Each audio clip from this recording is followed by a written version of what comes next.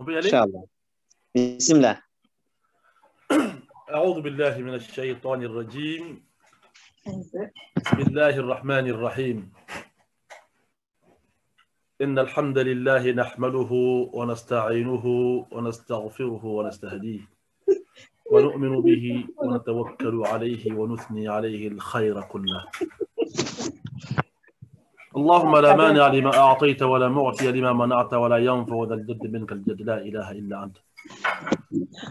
وأشهد أن لا إله إلا الله ولي الصالحين إلها أحدا فردا صمدا لم يتخذ صاحبة ولا ولدا ولم يكن له كفوا أحد عدد خلق الله ورضا نفسه وزينة عرشه ومداد كلماته ملء السماوات والأرض وملء ما فيهما وملء ما بينهما وملء ما شئت من شيء بعد.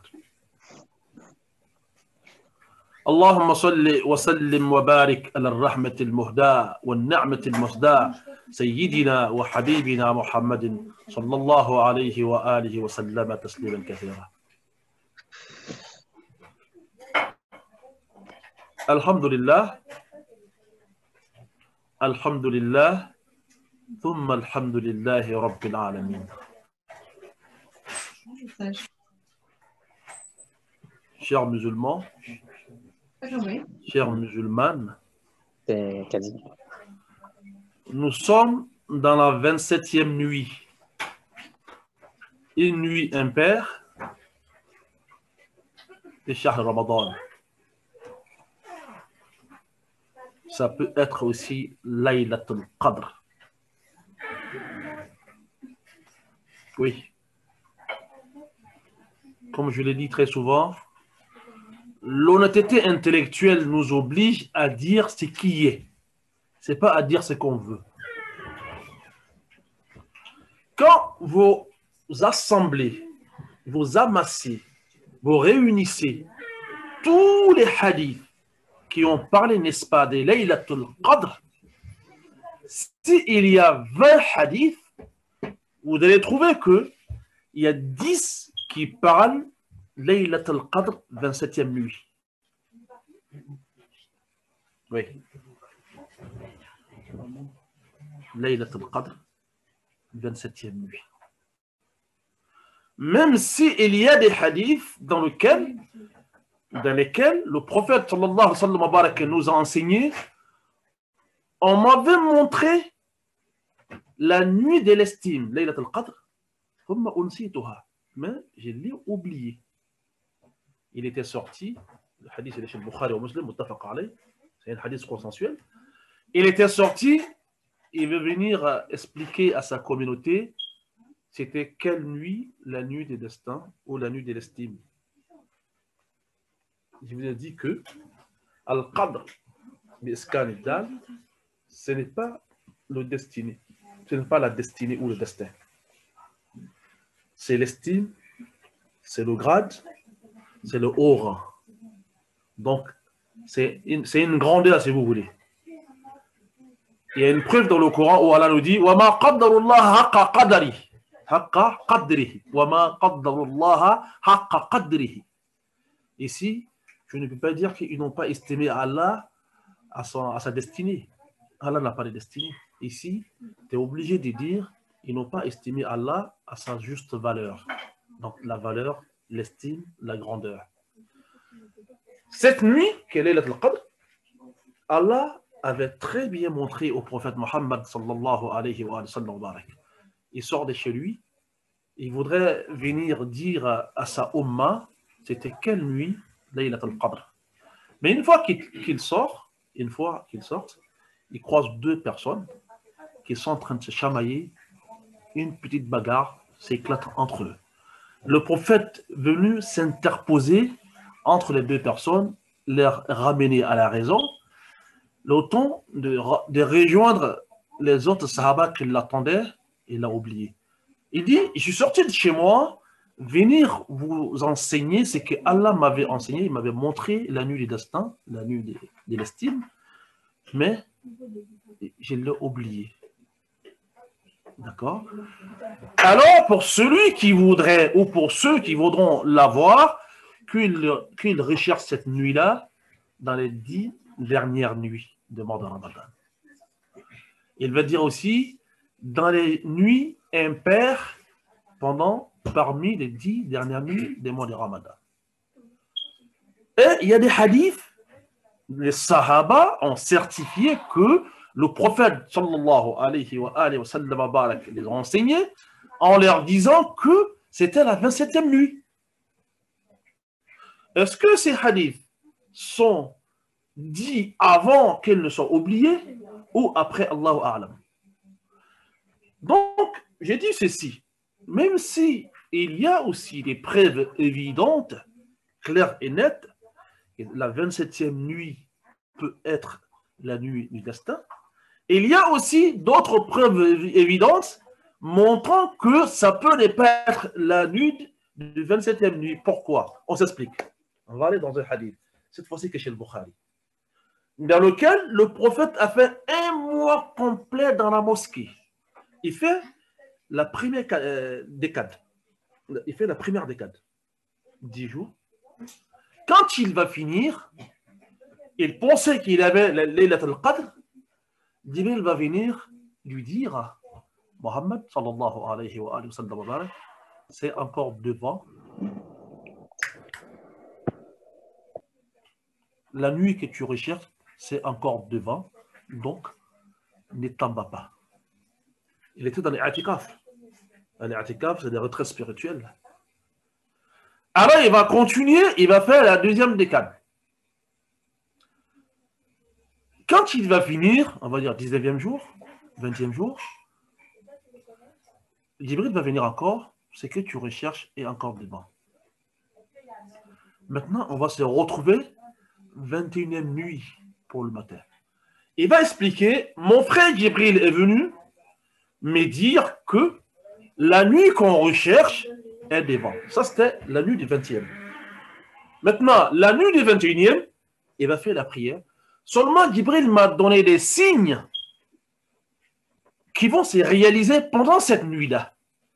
Et Abu Huraira, qui relate le hadith, va nous dire que tous les signes que le prophète avait dit, sallallahu alayhi wa sallam, da'iman wa abadan wa sarbada, se sont réalisés la 21e nuit matin. Quand ils ont prié salat al-subh, les signaux qui ont été déjà dits par le prophète Mohammed sallallahu alayhi wa sallam ont été tous vus, ou toutes vues, les signaux tous vus le matin des 21e nuit. Ça veut dire que l'année là, Laylat al-Qadr était la 21e nuit. C'est la raison pour laquelle on exhorte tout le monde, en commençant par nous-mêmes, d'être à la recherche de cette nuit pendant les 10 dernières nuits. Parce que même s'il y a des hadiths formels, je dis bien formels, que c'est la 27e nuit, mais il y a d'autres hadiths aussi qui sont formels, qui disent que ça peut changer, qui peut dire que c'est la 21e nuit, la 23e, la 25e, la 27e ou la 29e nuit. Par rapport à cela, je commence par moi-même et tous les musulmans. On se force, on se réveille, on fait des rakats, on fait 4 rakats, on fait 6 rakats, on fait 8 rakats, on fait 10 rakats, on fait autant qu'on peut. On lit les adhkar, subhanallah, alhamdulillah, astaghfirullah, la ilaha illallah, Allahu akbar, la hawla wa la quwwata illa billah. On lit la salat sur le prophète Mohammed sallallahu alayhi wa sallam autant de fois qu'on peut. On lit le Coran surtout, on lit le Coran. Ah oui, le Coran est le mois par excellence du Coran.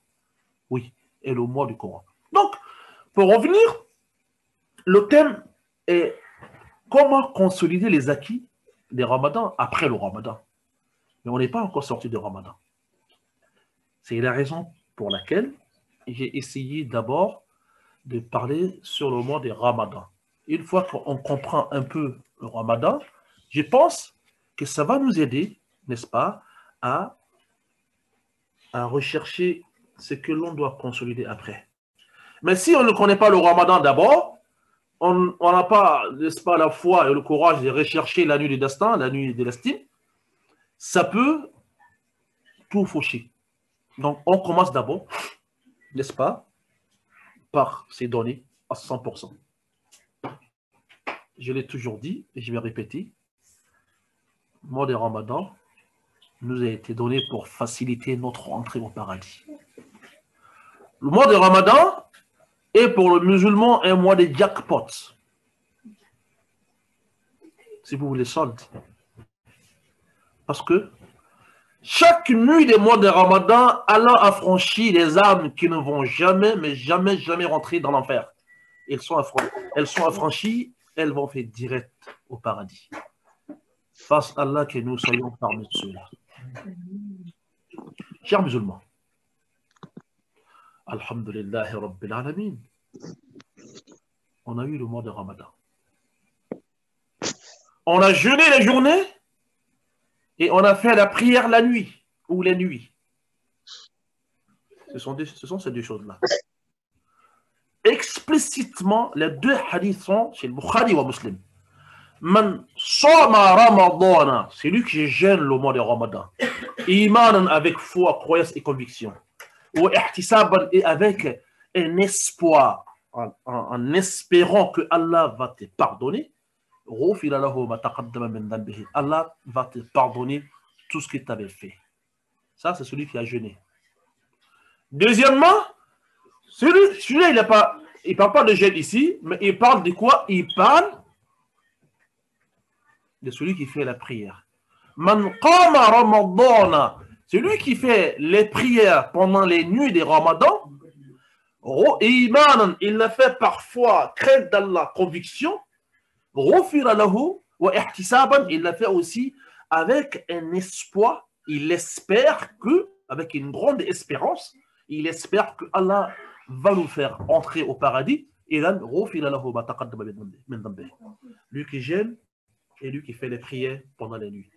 Chers musulmans, si on regarde ces deux hadiths, qui sont tous des hadiths authentiques, consensuels, ces deux hadiths veulent nous dire que nous sommes dans une période de jackpot, dans une période pendant laquelle notre accès au paradis est très facile. Ah oui. Surtout nos mamans. Ah ya Allah.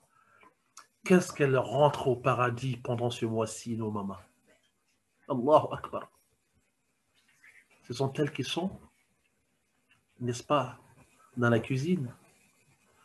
Ce sont elles qui réveillent les gens. Ce sont elles qui préparent le sahur. Ce sont elles qui préparent l'iftar. Elles sont au four et au moulin pour Allah Jalla Sha'nu subhanahu wa ta'ala. Chère maman, vu ce que vous faites pendant le mois de Ramadan, l'effort que vous fournissez, vous donnez pour la cause d'Allah, vous permettra sûrement d'être parmi les gens du paradis. Sûrement. Mais ce qui est difficile, c'est l'après-Ramadan. On a jeûné tout le mois de Ramadan. Alhamdulillahi Rabbil Alamin. On a fait les prières toutes les nuits du Ramadan. Alhamdulillahi Rabbil Alamin. On a fait des prières toutes les nuits du Ramadan.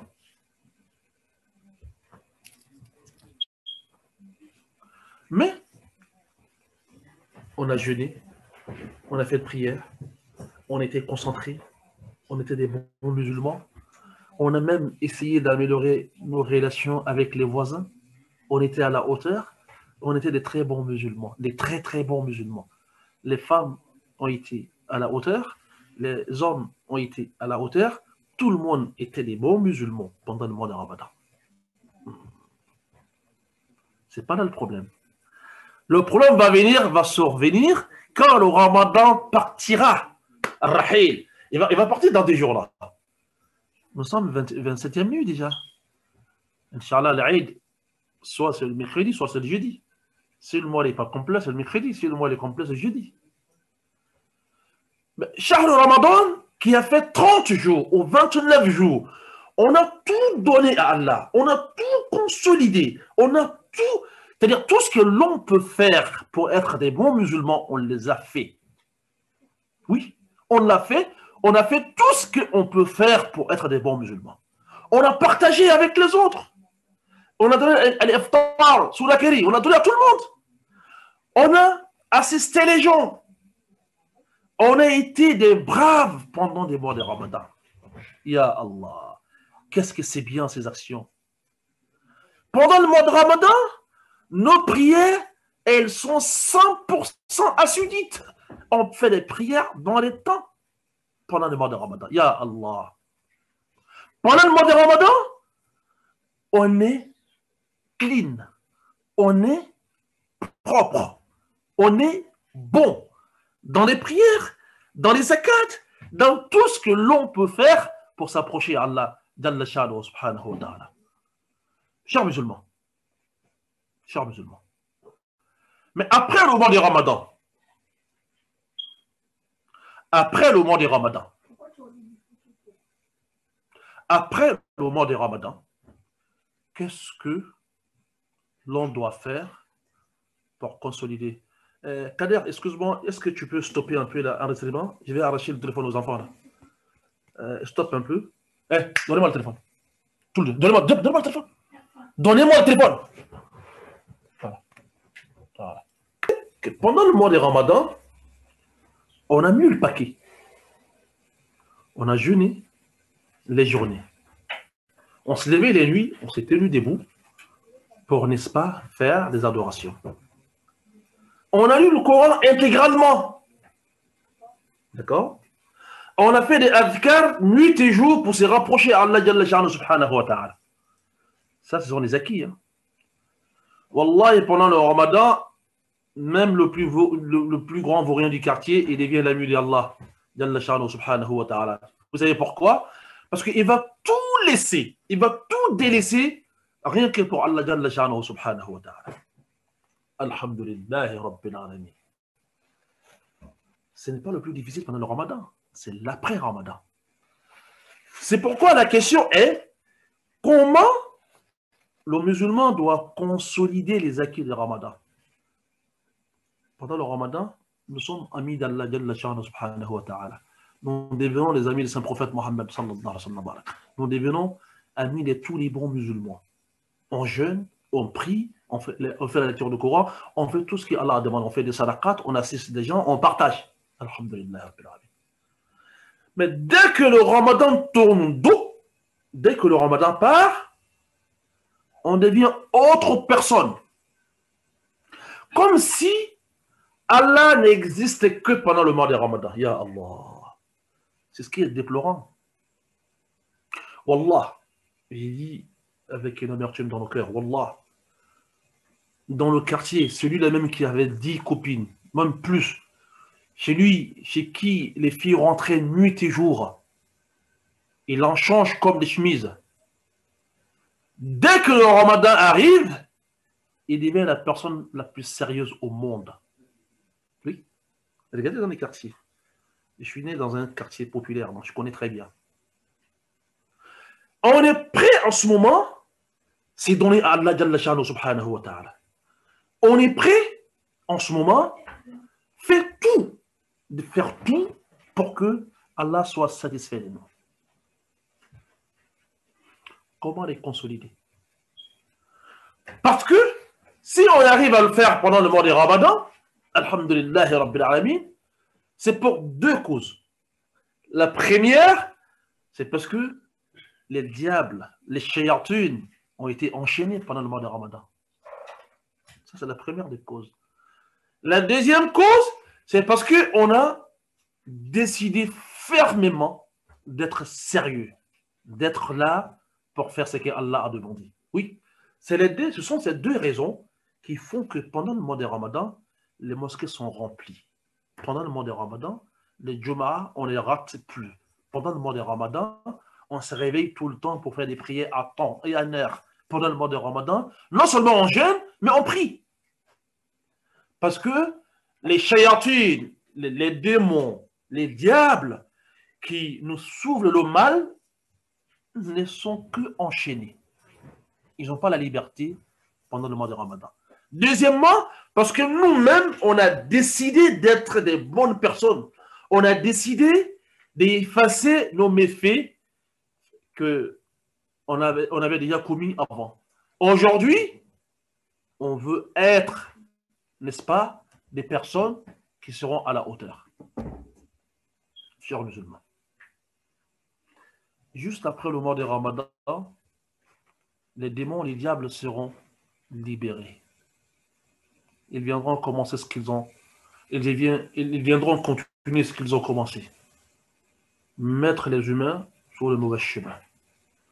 Comment alors, toi, qui as passé 30 jours dans l'adoration, toi, qui as passé 10 nuits, tu ne dormais pas. Toi, qui as fait des zakats pendant ce mois de Ramadan. Toi, qui as partagé pendant ce mois de Ramadan. Toi, qui as assisté pendant ce mois de Ramadan. Toi, qui étais dans toute bonne action pendant ce mois de Ramadan. Comment alors tu pourras consolider ces acquis en sachant que Iblis et son groupe, Shaitan et son groupe, le diable et son groupe sont déchaînés. Ils ne sont plus en carcan. Là, maintenant, ils ont la liberté. Comment toi tu pourras faire, n'est-ce pas, pour les rencontrer? C'est ça, aujourd'hui. Le thème d'aujourd'hui, c'est cela. Comment on peut le faire? Alhamdulillah Rabbil Alamin. Sachez que pour que on soit dans une continuité, il faut que nous, d'abord, on décide d'être dans une continuité. C'est très important. Ça, c'est le premier. La décision ferme, avec la difficulté, certes, d'être des bonnes personnes, d'être des bons musulmans, de s'en débarrasser de tout ce qui peut nuire notre religion. Parce que on est prêt à tout donner pendant le mois de Ramadan, mais juste après le Ramadan, on n'est plus prêt. Non, on ne veut plus rien faire encore. L'effort qu'on se donne pendant le mois de Ramadan, l'effort qu'on fait pendant le mois de Ramadan, si chacun d'entre nous essaye de multiplier ses efforts après le mois de Ramadan, Inch'Allah, il y aura un suivi. Il y aura un suivi, disons, excusez-moi. Ce suivi va venir de quoi? De notre ferme décision. J'ai été propre pendant le mois de Ramadan. J'ai été clean pendant le mois de Ramadan. J'ai fait tout ce que Allah m'a demandé. J'étais à la mosquée. Je me suis réveillé tout le matin, j'ai mangé le sahur, j'ai prié, n'est-ce pas, El-Fajr, Salat al-Subh, j'ai prié en temps et en heure. Pourquoi après le Ramadan, j'arrête plus à prier en temps et en heure?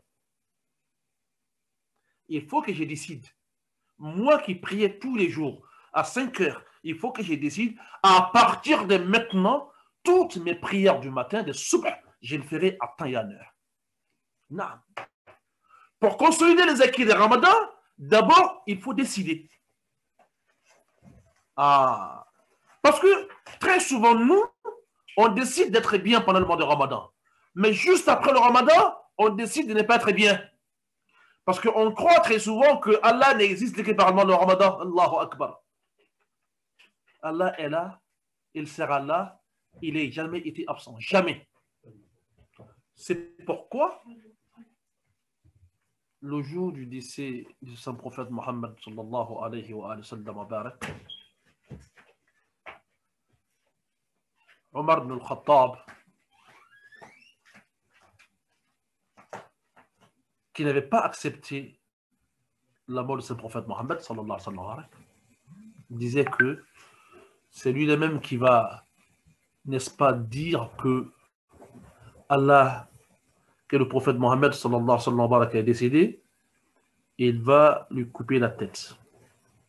Omar n'était pas du tout d'accord que l'on dise que le prophète Mohammed sallallahu alayhi wa sallam est décédé. Abu Bakr as-Siddiq va venir pour calmer les gens. Il va lire un verset dans Surat Al-Imran. وَمَا مُحَمَّدٌ بعد أعوذ بالله من الشيطان الرجيم أعوذ بالله من الشيطان الرجيم وما محمد إلا رسول قد خلت من قبله الرسل أفإن مات أو قتل انقلبتم على أعقابكم فمن ينقلب على عقبيه فلن يضر الله شيئا وسيجزي الله الشاكرين. Le messager Mohammed n'est qu'un messager d'Allah qui est venu après que maintes et maintes prophètes soient partis. Il y a beaucoup de prophètes, beaucoup de messagers qui l'ont précédé. Si il meurt ou qu'il soit tué, ça ferait de vous des gens qui vont se rétracter de l'islam. C'est lui qui va se rétracter de l'islam alors qu'il sache que Allah est là, Allah est éternel, Allah est éternel, il ne va jamais s'absenter. Et le fait qu'il est devenu un relégat, ça ne va pas affecter Allah. Rien. Mais certes, Allah va récompenser ceux, n'est-ce pas, qui vont dignement rester dans la religion. Après, Abu Bakr va dire, vous, ceux qui adorent Allah, ceux qui sont les serviteurs d'Allah, ceux qui font la prière pour Allah, ceux qui font le jeûne pour Allah, ceux qui font les bonnes actions pour Allah, ceux qui ont cru en Allah, sachez que Allah, il est là, il ne meurt jamais. Il est éternel. Mais si, par contre, il y a des gens parmi vous qui faisaient leur adoration pour le prophète Mohammed, sallallahu alayhi wa sallam, sa grandeur, son immensité, on le sait, mais sachez que c'est un humain, il est décédé. Il était là, il n'est plus là. Ça veut dire que, là, Omar ibn Khattab dit que ce verset, je l'avais parcourisé, je l'avais mémorisé, mais quand Abu Bakr Siddiq nous a relaté ce verset, c'était comme ma toute première fois de l'entendre. Parce que Omar, il n'était pas prêt à se séparer du prophète Mohammed sallallahu alayhi wa sallam. Son amour était très, très immense pour le prophète Mohammed sallallahu alayhi wa sallam. Vous vous rappelez certainement du hadith dans lequel il a dit, le prophète lui dit sallallahu alayhi wa sallam, Omar, tu ne peux pas être un bon croyant si tu n'aimes pas que tout. Il va dire au prophète, je t'aime, mais j'aime mes deux parents plus que toi. Le prophète va lui dire, sallallahu alayhi wa sallam, à ce moment, tu ne peux pas être un bon croyant. Parce que si moi, je t'ordonne à faire quelque chose et que les parents disent le contraire, tu vas faire ce qu'ils disent les parents. Pourtant, les dits de tes parents ne sont pas inspirés par le Saint-Esprit. Pourtant, moi, tout ce que je vais te dire vient d'Allah, subhanahu wa ta'ala. Après, Omar va lui dire, aujourd'hui, je suis prêt, je t'aime plus que toute chose, plus que ma femme, mes enfants, mes parents, plus que toute chose. Alors le prophète va dire, Omar, c'est maintenant que tu es devenu un bon croyant. Donc, dans la croyance islamique, on ne peut pas prétendre être un bon croyant sans être un amoureux de saint prophète Mohammed, sallallahu alayhi wa sallam. On revient. Pourquoi j'ai parlé de l'éternité d'Allah? Parce que la plupart d'entre nous, on pense que, très souvent, la plupart pensent que, après le Ramadan, Allah n'est plus. On se permet à retomber dans la fornication ou de l'adultère. On se permet de retomber dans la consommation de l'alcool. Même le plus grand consommateur de l'alcool, une fois le mois de Ramadan arrivé, il arrête de boire de l'alcool. Allahu Akbar. Mais alors, qu'est-ce qui t'empêche de décider de ne plus retomber dans la consommation de l'alcool? Qu'est-ce qui t'empêche? Parce que là, on cherche à consolider l'après-Ramadan. C'est ce qu'on cherche à consolider, l'après-Ramadan. Si c'est ce qu'on cherche à consolider, chers musulmans, alors il faut être une personne qui va prendre une décision ferme. C'est la première des choses.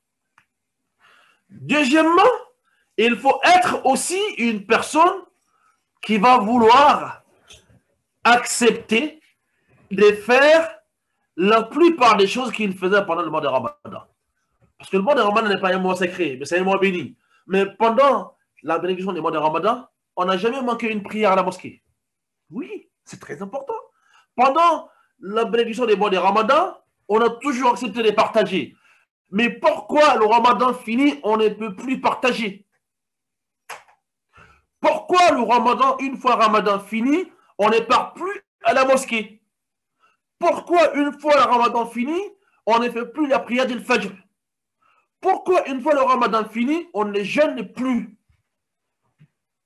Est-ce que Même, c'est vrai que c'est le ramadan qui est une obligation. Est-ce qu'après le ramadan, chers musulmans, on ne peut pas gêner d'autres jeunes pour avoir ce lien, pour entretenir ce lien entre nous et Allah, chers musulmans?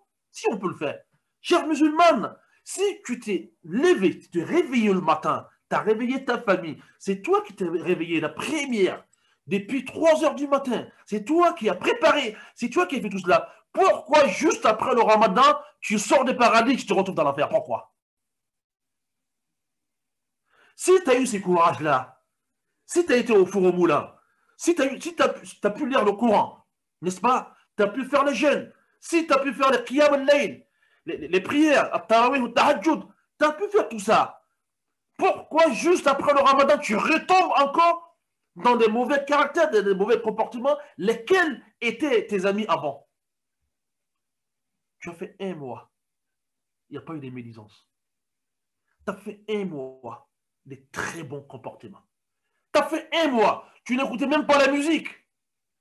Tu as fait 1 mois d'abstinence graduelle, si vous voulez. Mais pourquoi aujourd'hui, dès que le ramadan tourne le dos, tu retombes dans tous ces mots? Pourquoi? Parce que tu n'as pas pris une décision ferme. Pourtant, Allah pardonne à tout le monde, mais il pardonne premier à ceux qui décident de ne plus retomber dans le péché dans lequel ils étaient. Non, ça c'est les premières personnes qui sont pardonnées. Si tu ne veux plus perdre les acquis des ramadans, il faut un entretien. Ce lien, il faut l'entretenir. J'ai décidé d'être un bon musulman. Je décide de consolider les acquis des ramadans.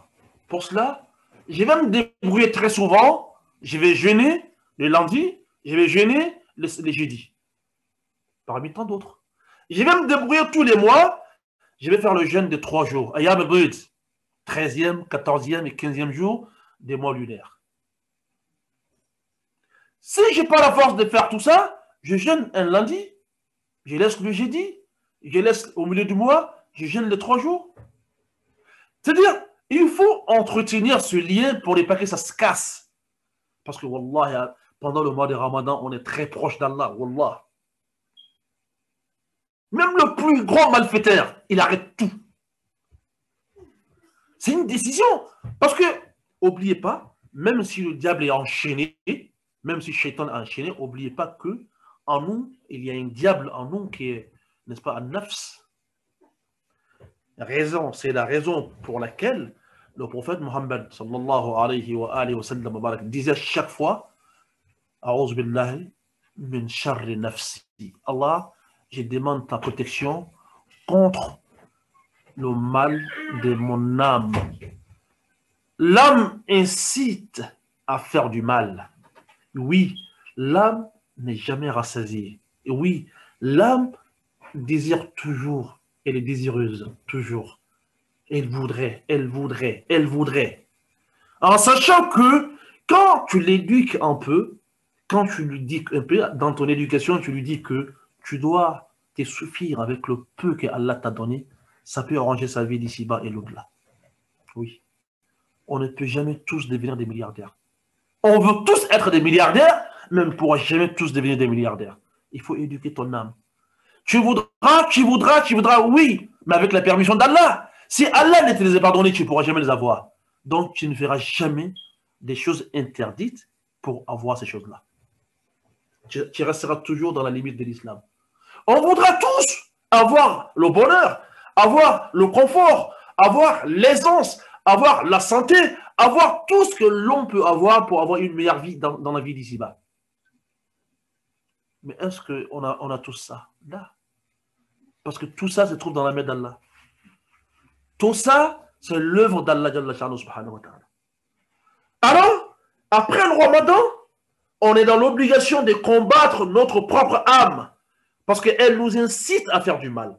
Elle nous incite à aimer ce dunya. Ya Allah, la mort de dunya, c'est le roi de tout mot. Tous les mots. La mort de dunya. Vous voyez, quand le prophète Mohammed sallallahu alayhi wa sallam est parti dans le voyage nocturne et que Il l'a vu, Allah lui a montré le paradis, il lui a montré l'enfer. Il a vu que l'enfer a été habité majoritairement par les femmes. Quand il est venu, il a expliqué, on lui a demandé, mais pourquoi il y a plus de femmes dans l'enfer qu'au paradis? Il va dire deux choses qui sont très importantes. Premièrement, parce que les femmes ne sont pas très souvent reconnaissantes. Ça, c'est un défaut de nos mamans, de nos chéries, de nos femmes. Vous allez tout faire aujourd'hui, mais le jour où vous n'avez rien, très souvent, elle va vous dire, depuis qu'on s'est marié, j'ai jamais eu de bonheur dans ton mariage. Et quand elle dit ça, elle oublie tout ce que tu as fait 10, 15, 20 ans passés. Elle oublie dans le confort dans lequel elle est assise là, c'est Allah qui est passé par toi pour le faire. Elle oublie qu'elle a fait des enfants avec toi, elle oublie, elle oublie, elle oublie. Donc, parce qu'elles ne sont pas très souvent reconnaissantes, nos mamans, qu'elles sont très souvent dans l'enfer. Deuxièmement, il va dire quoi? Elles aiment trop ce bas monde. Ah, nos mamans, elles aiment trop ce bas monde. Elles sont où ces femmes qui se consacrent pour Allah, subhanahu wa ta'ala, qui ne vivent que pour Allah, qui ne raisonnent que par Allah, qui n'aiment que Allah et son prophète Mohammed, sallallahu alayhi wa sallam. Elles sont où ces femmes-là? On se connaît, chers musulmans. Aujourd'hui, rentrez chez nous, hein, je prends spécialement la région de Odjéné, je vais pas aller loin. On va prendre la région de Odjéné et Ourouba, par exemple, nos femmes. Même si Adja a fait 150 fois la Mecque, quand elle attend la musique, elle va danser. Celle qui ne danse pas là, elle va commencer par la tête. Pourtant, ce sont ces mamans qui sont exemples à suivre. On aime trop ce mamans, chers musulmans. On aime trop ce mamans, chers musulmans. Pour consolider les acquis après le mois de Ramadan, les acquis de Ramadan après le Ramadan, il faut essayer d'oublier ce bas monde, de bannir ce bas monde, de te dire que c'est vrai, j'aime le confort, mais le confort que Allah me donnera, c'est ce qui sera mieux pour moi. Oui, j'aime avoir de l'argent, mais l'argent que Allah me donnera, ce sera suffisant pour moi. Oui, j'aime faire des réalisations, mais c'est que Allah me donnera sera suffisant pour moi. Vous savez, une personne qui n'est jamais satisfait, même si vous lui donnez tout ce bas monde, il ne sera jamais satisfait. Même si vous le donnez toutes les royautés, toutes les présidences, tous les privilèges, il ne sera jamais, tous les privilèges, tous les privilèges, bien sûr, il ne sera jamais, jamais satisfait. Vous savez pourquoi? Parce que son âme n'a pas été éduquée. C'est pourquoi on avait un char qui disait Ad-dunya sa'a, faj'alha ta'a, an-nafsu tamma'a, awidha al-qana'a. C'est très important ces mots-là. Ad-dunya sa'a, faj'alha ta'a, an-nafsu tamma'a, awidha al-qana'a. Ça signifie quoi? Il disait dans ses propos que ces bas monde n'est qu'une heure. Ça. C'est un problème de chrono. Ce bas monde n'est qu'un problème de chrono. Une heure, ça va finir. Tôt ou tard. Si tu penses t'éterniser, tu t'es menti toi-même. Regarde autour de toi. Il y a beaucoup d'amis qui sont partis. Ils ne sont plus là. Beaucoup, beaucoup. Tes frères sont partis. Tes soeurs sont parties. Tes deux parents ne sont plus là. Tu ne peux pas te mentir. Ad-dunya, ça, ce bas monde est chronométré par Allah. Ce n'est qu'un problème de temps. Juste. Et ce temps est limité par Allah subhanahu wa ta'ala. Tu feras 40 ans, 60 ans, 70 ans, 80, 90, 60 ans ou plus. C'est Allah qui a le dernier mot. Ad-dunya, ça, ce bas monde est un problème de temps. Est un chrono. Est un temps. Il consacre ce temps-là pour l'adoration d'Allah. Ya Allah. Comme on le fait pendant le mois de Ramadan. L'âme n'est jamais satisfaite. Jamais. Elle en cherche toujours. J'ai besoin d'un million. Dès que j'ai les millions, j'en cherche 5 millions. Si j'ai les 5 millions, j'en cherche 20 millions. Si j'ai les 20 millions, j'en cherche 100 millions. Si j'ai les 100 millions, j'en cherche 200 millions. L'âme n'est jamais satisfaite. Jamais. Elle est gourmande. Elle veut tout avaler. Elle veut tout avoir. Elle veut être plus aisée que le mot aisé. plus roi que le roi. Non. Éduque-la un peu. Montre à cette âme que la suffisance avec le peu qu'on a, c'est meilleur pour elle. Vous voyez? Comme ce sont des belles paroles. Ad-dunya sa'a, faj'alha ta'a, an-nafs tamma'a, awidha. Entraîne-la à la suffisance du peu qu'on a. Même si ce n'est pas beaucoup. Vous savez, le plus riche, c'est celui qui se suffit avec le peu qu'il a. Sinon, le plus riche n'est pas celui qui a tout le monde avec lui. On peut avoir tout ce qu'on veut dans ces bas mondes et aimer encore d'autres choses parce qu'on n'est jamais satisfait de nous-mêmes.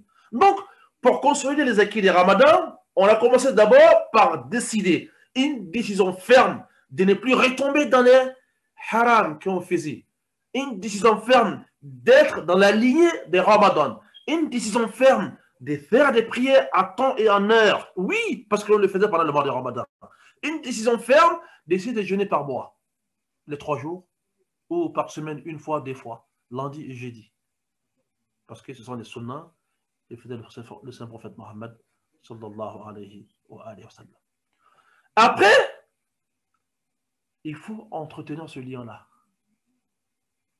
Maintenant, j'ai décidé, j'entretiens, mais comment je pourrais entretenir sans cesse, en sachant que le diable va me pousser nuit et jour, en sachant qu'il ne va pas lâcher le morceau, parce qu'il voudrait prendre le morceau pour rentrer à l'enfer. Il ne te lâchera point, lui. Alors, chers musulmans, consacrez-vous au dhikr d'Allah. Approchez-vous à Allah par des dhikr, les adhkar. Multiplie par jour, subhanallah, alhamdulillah, astaghfirullah, la ilaha illallah, Allahu akbar, la hawla wa la quwwata illa billahi al-ali al-azim. Multiplie ça par jour. Est-ce que vous savez que il y a un hadith dans lequel c'est dit que la ilaha illallah, dans lequel c'est dit que la hawla wa la quwwata illa billah, la hawla wa la quwwata illa billah, cette petite invocation dans les dits est immense chez Allah. Cette invocation guérit 70 maladies. Plus de 70 maladies. Écrit dans le hadith comme ça. La hawla wa la quwwata illa billah guérit plus de 70 maladies. La maladie la plus faible parmi toutes ces maladies, c'est al-ham. Mais voilà, la hawla wa la quwwata illa billah tuzil al-ham. L'inquiétude, les problèmes. Alors, on a tout ça. On peut s'approcher à Allah avec tout ça. Tu lisais très souvent le Coran pendant le mois de Ramadan. Pourquoi après le Ramadan, tu ne lis plus le Coran? Tu peux consacrer 10 minutes quand même à la lecture d'une feuille, une page. Tu peux prendre quelques minutes quand même, écouter des versets coraniques pour en savoir le sens. Tu lisais très souvent les hadiths pendant le Ramadan. Pourquoi après le Ramadan, tu ne consolides pas cette bonne œuvre? Pourquoi? Tu peux quand même prendre quelques minutes. L'âme incite toujours au mal. Elle est gourmande. Elle veut tout avoir, dans le halal comme dans le haram. Mais ce n'est pas bon pour elle. Ce serait à toi de l'éduquer. Oui. Cette éducation passe par la lecture du Coran. Passe par la permanence d'invocation entre toi et Allah. Vous vous rappelez sûrement des hadiths de ce compagnon qui est venu voir le prophète Mohammed. Oh prophète, les lois de l'islam sont trop lourdes pour moi. Ah oui, Sharia. Il ne faut pas faire ça, fais ça, faut pas faire ça. C'est trop beaucoup pour moi, prophète. J'arrive pas à tenir. Écoutez le remède prophétique. Qu'est-ce qu'il veut dire? La yazalu lisanuka radaban bi dhikrillah. Il y a un remède ici. C'est pas ce que tu as dit. La charia est compliquée. Fais ça, ne fais pas ça. Quand Allah va te dire fais ça, l'âme n'aime pas faire ça. Quand Allah va te dire ne pas faire ça, l'âme aime faire ça. Donc, comme il y a trop de choses, souvent on peut, souvent on ne peut pas, le prophète lui dit quoi? Il ne faut pas que ta langue s'arrête de dire les noms d'Allah à chaque fois. Allahu Akbar. Qui parmi nous est prêt pour faire des adhkar par jour, et ne serait-ce que pour maintenir le lien entre lui et Allah? Il se réveille le matin, il lit le Coran, et après, Subhanallah, Alhamdulillah, La ilaha illallah, Allahu Akbar, La hawla wa la quwwata illa billahi al-azim, minimum 100 fois. Qui parmi nous? On n'a pas ce temps. Pourtant, ce sont les choses qui vont maintenir le lien entre toi et Allah. Surtout qui vont consolider les acquis que tu les avais pendant le mois de Ramadan. Parce qu'une fois que tu restes en lien étroit avec Allah, le diable n'a plus de place. Il va vous chercher à rentrer entre toi et Allah, n'est-ce pas, pour vous en séparer, mais il ne pourra pas, parce que tu as un lien fidèle, tu as un lien permanent, tu es toujours avec Allah, tu l'invoques. Allahumma a'inni ala dhikrik wa shukrik wa husni ibadatik. J'ai pris ton temps. Parce que tu acceptes de te réveiller le matin. C'est très important, la prière du matin. C'est très, très important. Toutes les prières sont importantes. Toutes les prières. Mais surtout, la prière du matin en temps et en heure. C'est très, très, très, très important, chers musulmans. Alors, pour consolider les acquis de Ramadan, on va avoir un lien étroit avec Allah, subhanahu wa ta'ala. On va lire le Coran. La lecture du Coran, en multiples lectures du Coran même, il y a un hadith que pour ne pas trop déborder, il y a un hadith, le prophète nous dit, sallallahu alayhi wa sallam, dans une maison dans laquelle le Coran est lu fréquemment, la pauvreté ne va jamais y séjourner. Et ça, où c'est qui lit le Coran? Celle qui lit le Coran, qui lisent le Coran. Non, il n'y a pas. On a le Coran chez nous, mais le Coran est poussiéré chez nous. Ce Coran, on ne le prend jamais. On ne le regarde jamais. Pendant le mois de Ramadan, oui. Alors, mais comment voulez-vous avoir un lien étroit avec Allah si vous ne vous approchez pas à Allah parce qu'il vous a demandé? Encore, par la multiplication des salats sur le prophète Mohammed, c'est un lien étroit aussi. Ah oui. Ah oui. Je vais, vu là, je pense que je peux déborder un peu si on me permet. Est-ce qu'on me permet, ça va me rester combien de temps, cher docteur? Oui, c'est bon, il te reste encore. Bon, je ne sais pas si les gens voudront poser des questions. Ouais. Sinon, on peut tirer encore jusqu'à 2 heures. D'accord, Là, il bon. est 1h46 là. D'accord, bon, je vais essayer de m'arrêter à 2 heures, Inch'Allah. Et avec les questions. Il y a trop de questions? Non, avec les questions ou pas? Bah, si c'est avec les questions, on s'arrête maintenant. Là, comme ça, on pose des questions. Non, et continue un peu comme ça. S'il y a des questions, on va poser en même temps. Mais les D'accord. gens ils vont commencer à préparer les questions. Ok, ok, Inch'Allah. Je voudrais finir les propos par, n'est-ce pas, dire les consolidations, consolidons les acquis avec les prières, avec les adhkar. Quand je parle de adhkar, je parle de tout. Le plus grand des adhkar, c'est la lecture du Coran. Parce que ce qu'on ignore très souvent aujourd'hui, c'est la salat sur le prophète Mohammed, sallallahu alayhi wa sallam. C'est sur ça que je voudrais terminer mes propos, Inch'Allah.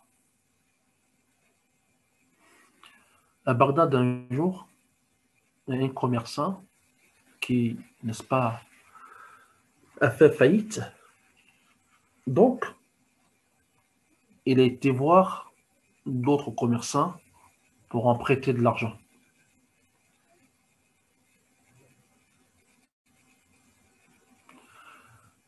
Il a emprunté 500 dirhams. Alhamdulillah. Après, la date convenue, il n'a pas eu l'argent. Il a fait encore faillite. Il avait emprunté de l'argent pour renflouer son commerce. Hélas, il n'a pas eu ce qu'il voulait. Donc, il a fait faillite. Le créancier est venu maintes fois, il n'a pas eu son argent. Donc, le créancier est parti voir le juge, Al-Qadi. Il a dit au juge, ce monsieur me doit 500 dirhams, depuis un moment, il me refuse le paiement. Al-Qadi, le juge, va l'appeler. est-ce que tu dois à ce monsieur 500 dirhams? Il va dire oui, je dois à ce monsieur 500 dirhams. Pourquoi tu ne le payes pas? Parce que j'ai plus le moyen. Et vous savez, depuis toujours, on prend très souvent le créancier, on le met dedans pour que on se débrouille derrière lui pour ramener. Ses parents, quand ils verront que leur fils et leur frère est parti, n'est-ce pas, en prison, ils vont tout faire pour le sortir de là. Donc, ils vont ramener de l'argent. Alors, le juge va lui dire, à partir de maintenant, considère-toi comme un prisonnier. Oui, considère-toi comme un prisonnier. Ah. Il va dire au juge, je suis d'accord, parce que je suis fautif. Je n'ai pas eu son argent à temps pour le donner. Mais j'ai la confiance des gens avec moi. Il y a des gens qui m'ont donné de l'argent à garder. Il y a des secrets avec moi. Laisse-moi partir chez moi, aller donner à chacun son droit. Je vais revenir. Si je ne pars pas, si vous m'emprisonnez et que je meurs là-bas, ça serait beaucoup chaud derrière moi. Ma femme ne pourra pas les régler. Donc, accorde-moi un petit répit. J'irai chez moi, aller donner, aller rendre les confiances et les secrets, et je reviendrai. Le juge va lui dire, mais quel bon cinéma. Depuis quand tu as vu un prisonnier partir et revenir? Ça ne se fait pas. Quelqu'un qui a été jugé, il va faire 10, 15 ans déjà. Vous lui dites d'aller chez toi, il peut revenir. Et il va dire, revenir. Il va dire au juge, moi je vais revenir. Si tu m'accordes ce répit, je vais revenir. Le juge va lui dire alors, donne-lui une garantie que tu vas revenir, sinon on ne peut pas te laisser partir. Le monsieur va dire, le commerçant va dire, je donne le prophète Mohammed sallallahu alayhi wa sallam comme garantie. Allahu Akbar. Oui, je donne le messager d'Allah, Sayyiduna Muhammad sallallahu alayhi wa sallam, adad ma fi ilm Allah, comme garantie. Le juge ne l'avait jamais entendu. Jamais. Si je ne reviens pas, je ne fais plus partie de la communauté mohammedienne. Sallallahu alayhi wa sallam. Il va le lâcher, il va partir chez lui. Une fois rentré, il va dire à sa femme, je suis un prisonnier. Là, je suis en prison comme ça.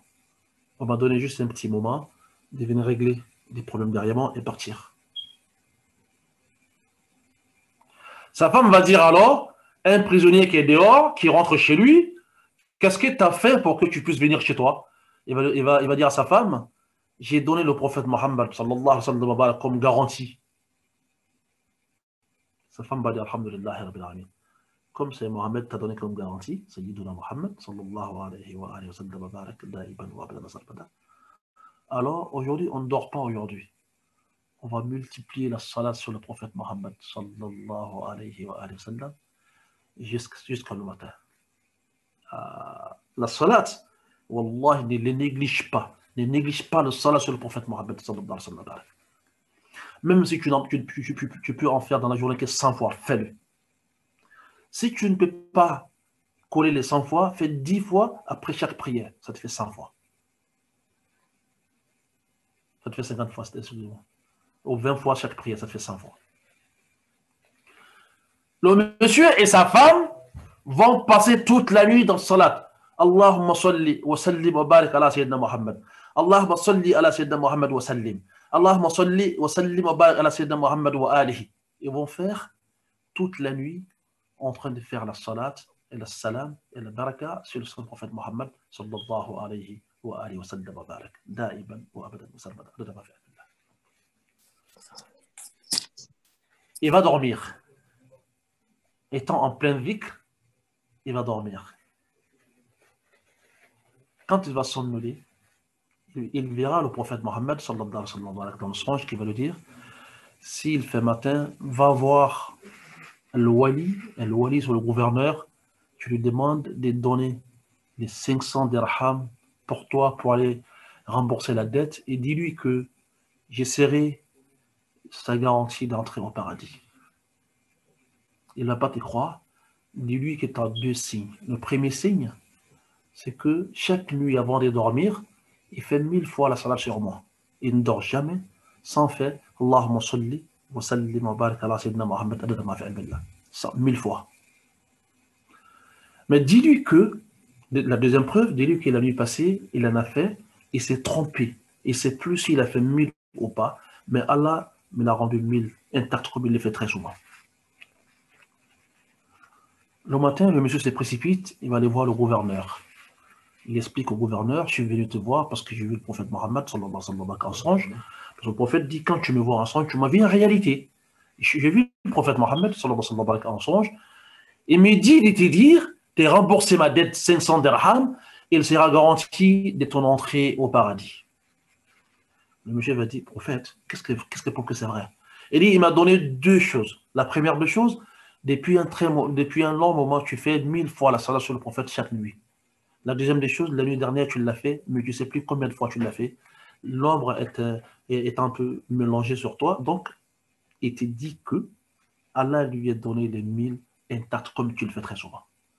L'homme se précipite et rentre dans la maison Baitul Mal al-Muslimin, dans la banque islamique. Il prend 500 dirhams, il donne au monsieur pour aller, n'est-ce pas, rembourser la dette. Mais attends-moi, j'arrive. Il va chez lui, il va prendre 500 dirhams d'autres, il donne à ce monsieur. Prends ça pour ton commerce désormais. Il est venu, il est endetté, 500 dirhams.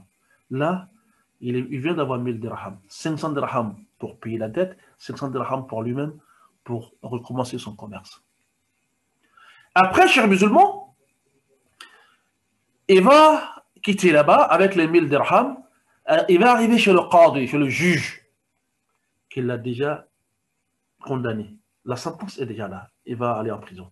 Le juge va dire, mais t'es passé où? Depuis, je t'attends, parce que par rapport à ton affaire, j'ai vu le prophète Mohammed la nuit, le prophète m'a dit, si j'arrive à te payer ce prêt, ce crédit, il sera garanti pour me faire rentrer au paradis. Alors, tiens les 500 dirhams. Il a déjà 1500. Le créancier va arriver.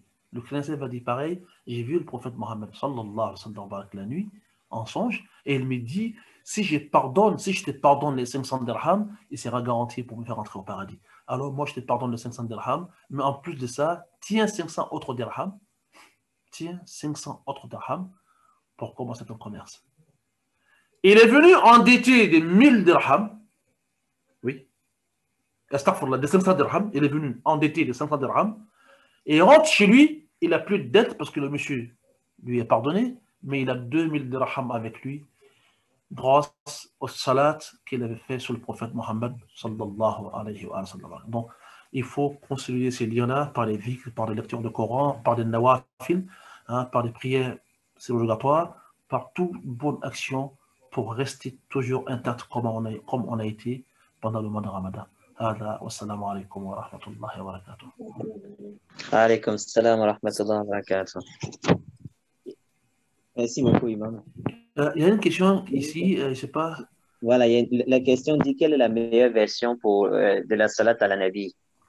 La meilleure des versions, la salat sur le prophète Mohammed, sallallahu alayhi wa sallam wa barak, c'est la salat qui est venue de la bouche de lui-même.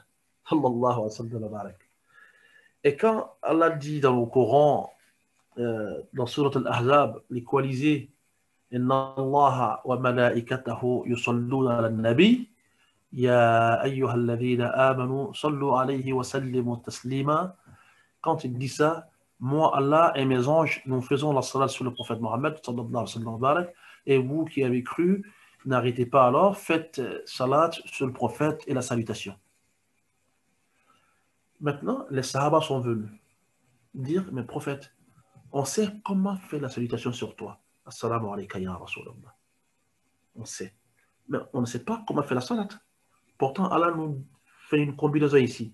Faites la salat et salam.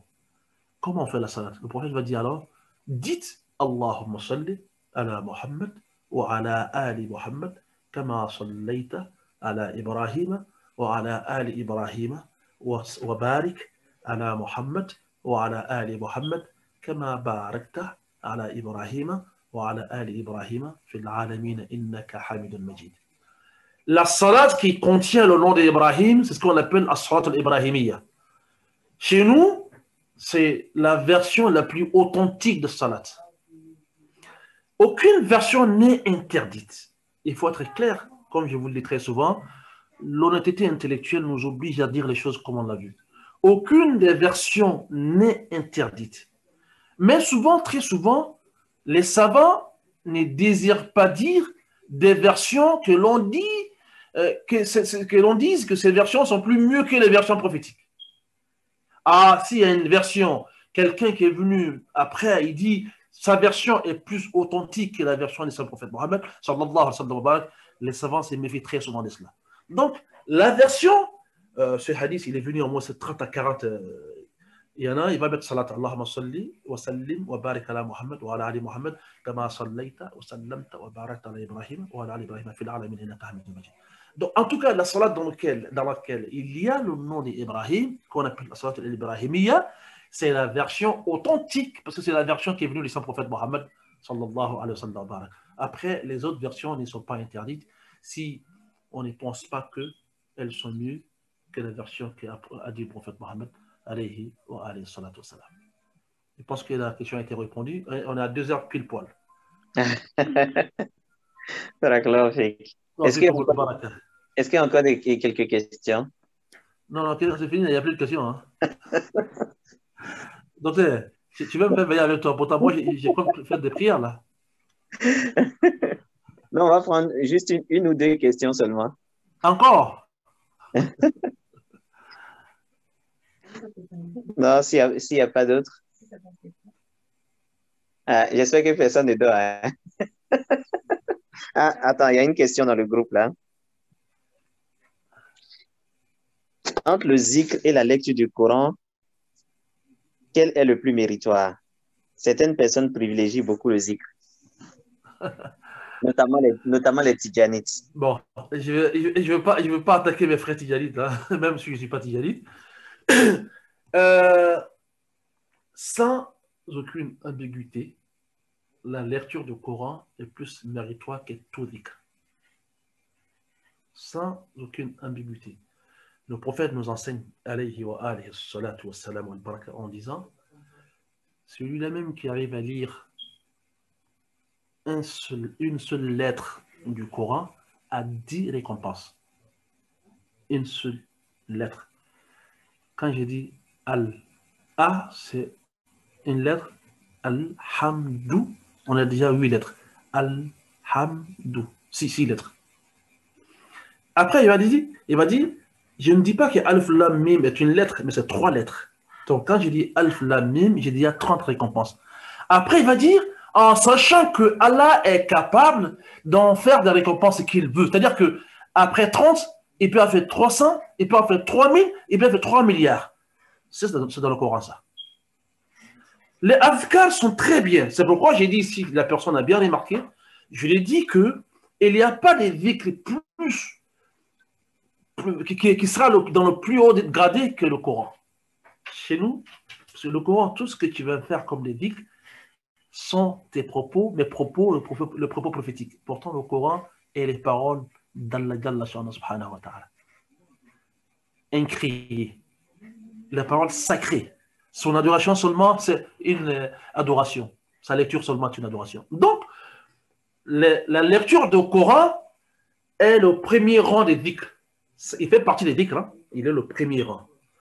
Après, qu'est-ce que moi j'ai pu dire aux gens? Quelqu'un qui lit le Coran très souvent, c'est très important. Mais après la lecture du Coran, essaye de faire autre chose qui pourront aussi t'approcher à Allah comme la lecture du Coran le fait. Je vais dire Subhanallah, je vais dire Alhamdulillah, je vais dire La ilaha illallah, je vais dire Allahu Akbar, je vais dire La hawla wa la quwwata illa billah, je vais dire Astaghfirullah, je vais dire Allahumma salli wa sallim wa barik ala Muhammad wa ali. Ce sont des choses qui pourront, n'est-ce pas, te rapprocher à Allah après le Coran. Mais c'est le Coran qui est le plus grand des dhikr avec les preuves à l'appui. Je pense que vous n'avez pas abusé de mon temps quand même. Hein, Mais est-ce que ces mérites-là, on les a, même si on lit le Coran et puis on ne comprend pas le sens? Oui, bien sûr. Ça n'a rien à voir avec l'appropriation. Ça n'a rien à voir avec la connaissance du sens du Coran. Quand je dis Alhamdulillahi Rabbil Alamin, Ar-Rahman Ar-Rahim, Maliki Yawmiddin, Iyyaka na'budu wa iyyaka nasta'in, Ihdina as-sirata al-mustaqim, sirata alladhina an'amta alayhim, غير المغضوب عليهم ولا الضالين. Amin. Ça n'a rien à voir avec la connaissance du sens. Même quand un enfant de 10 ans lit ce verset, cette sourate, il a la récompense intacte. Ça n'a rien à voir avec le sens. Et est-ce que l'effet sur l'âme, on ressent l'effet même s'il n'y a pas la méditation derrière, parce que je ne comprends pas ce que je suis en train de lire. Bah, si tu lis, c'est que tu trouves un goût qui n'a pas le sens. Ce goût serait, je suis en train de lire les propos d'Allah, les paroles d'Allah qui vont me sanctifier, qui vont me mettre sur le droit chemin, qui vont me faire approcher à Allah, qui vont entretenir ce lien qui est entre moi et Allah, même si tu ne comprends pas le sens. Mais surtout aujourd'hui, tu peux lire la sourate que tu ne comprends pas le sens en arabe, mais alhamdoulilah, on a beaucoup de traductions françaises qui vont t'aider, n'est-ce pas, à comprendre le sens. Mais même si quelqu'un ne comprend pas le sens, on avait nos papas anciens qui n'étaient pas trop allés à l'école, qui lisaient les sourates, qu'on ne comprenait pas. Mais le fait de lire à chaque fois, les approcher à Allah, tu maintiens le cap si tu veux. Tu laisses en lien étroit avec Allah la lecture du Coran. Donc, ça n'a rien à voir.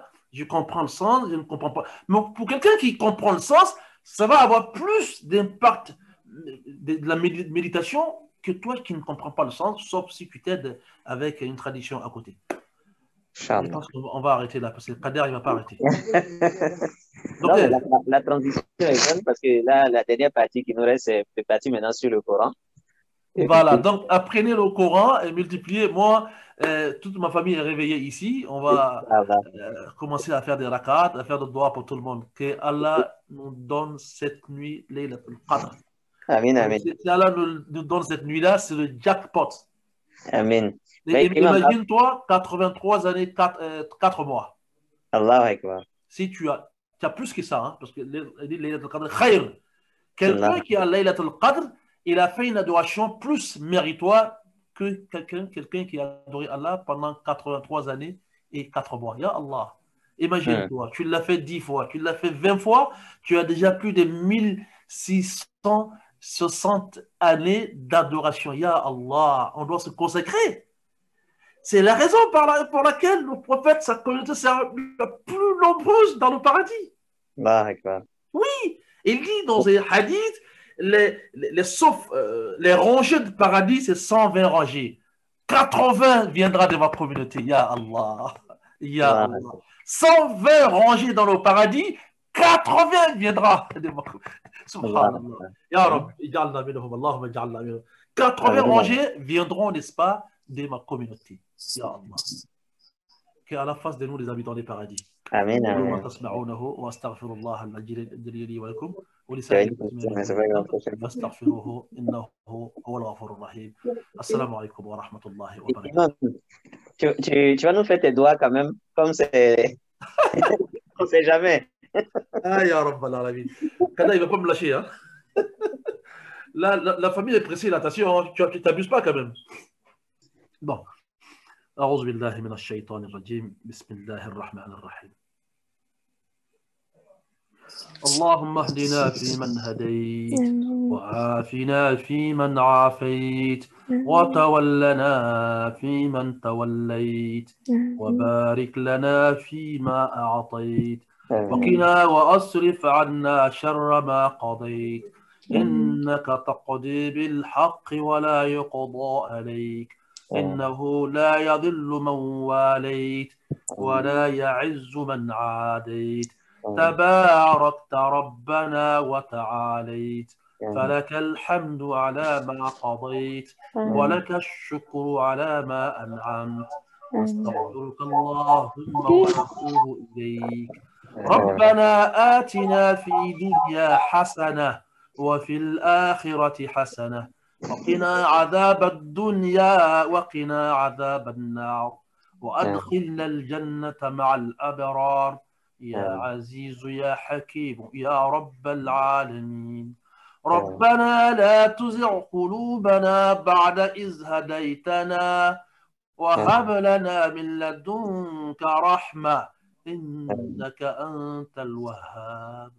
آمين. اللهم اقسم لنا من خشيتك ما تحول به بيننا وبين معصيتك، آمين. ومن طاعتك ما تبلغنا به جنتك، ومن اليقين ما تحول به علينا مصائب الدنيا. متعنا اللهم بأسماعنا وأبصارنا وقواتنا عدد ما أبقيتنا، واجعله الوارث منا، واجعل ثأرنا على من ظلمنا، وانصرنا على من عادانا، ولا تجعل مصيبتنا في ديننا، ولا تجعل الدنيا أكبر همنا ولا مبلغ علمنا ولا إلى النار مصيرنا، واجعل الجنة هي دارنا.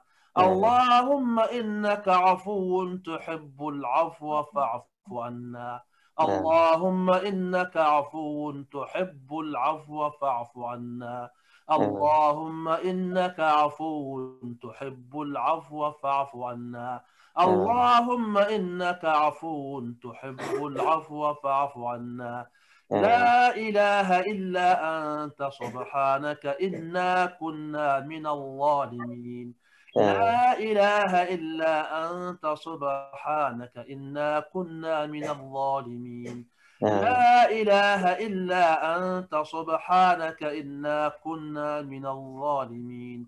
ربنا اغفر لنا ذنوبنا كلها جلها اللهم اغفر لنا ذنوبنا كلها جلها ودقها وعلانيتها وسرها وأولها وآخرها برحمتك يا أرحم الراحمين. نستغفر الله العلي العظيم الحي القيوم الذي لا إله إلا هو ونتوب إليه. ربنا اغفر لنا ذنوبنا وكفر عنا سيئاتنا وتوفنا مع الأبرار. اللهم إن لم تغفر لنا وترحمنا لنكونن من الخاسرين. اللهم أنت ربنا خلقتنا ونحن عبادك، ونحن على عهدك ووعدك ما استطعنا.